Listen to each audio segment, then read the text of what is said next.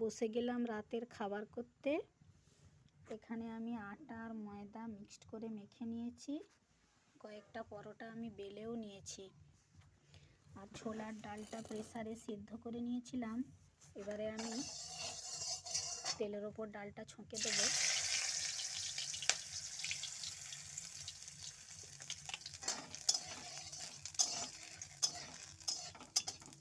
একটু আদাও দিয়ে দেবো এতে।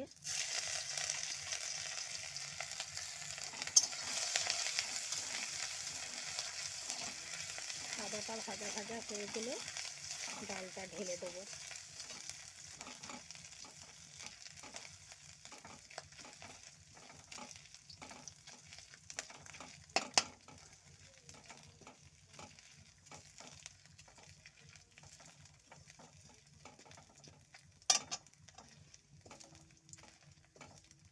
এবারে ডালটা ঢেলে দেবো।